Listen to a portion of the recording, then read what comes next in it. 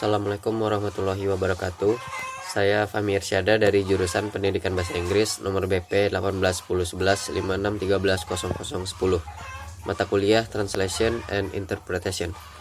Sini saya akan mentranslate dan menginterpretasikan sebuah teks dalam bahasa Inggris ke dalam bahasa Indonesia yang berjudul Brokoli dan Kembang Kol.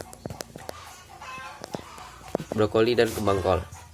Beberapa orang mengatakan bahwa brokoli terlihat seperti pohon kecil dan kembang kol terlihat seperti awan yang berkumpul.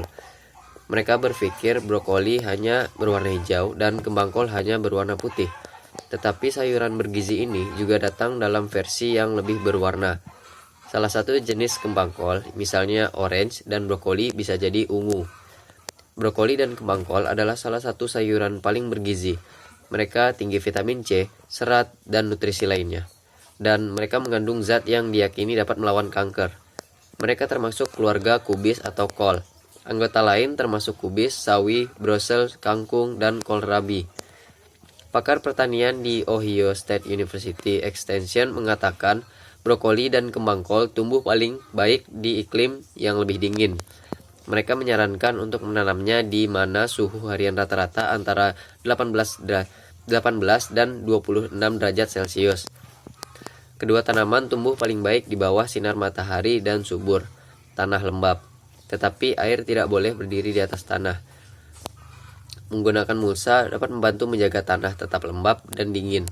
Mulsa juga membantu memberi makan tanah dan mengendalikan gulma. Brokoli dan kembang kol dapat tumbuh di luar ruangan dari biji atau sebagai tanaman kecil. Vincent Fritz dari University of Minnesota Extension menunjukkan bahwa hasilnya jauh lebih baik dengan tanaman kecil. Dia mengatakan sayuran harus ditanam sehingga mereka dapat dipanen sebelum cuaca terpanas. Para ahli berbeda pendapat tentang menampung penanaman di tanah. Salah satu saran adalah menanamnya dalam barisan sekitar 3/4 meter hingga hampir 1 meter.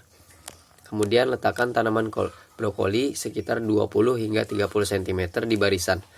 Tetapkan tanaman kembang kol 38 hingga sekitar 46 cm dari satu sama lain di barisan. Saat tumbuh, tanaman kembang kol akan mulai membentuk kepala.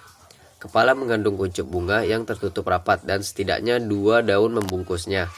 Kumpulkan dan ikat daun di atas kepala dan jangan menunggu tunas terpisah sebelum panen. Panen klaster kuncup bunga tengah brokoli ketika mencapai ukuran yang Anda inginkan dan sementara kuncupnya masih bersama. Potong batang utama sekitar 12 hingga 15 cm di bawah kepala. Anda dapat makan brokoli dan kembang kol mentah atau Anda juga dapat membungkus mereka dalam jumlah kecil air atau menggorengnya dalam sedikit minyak.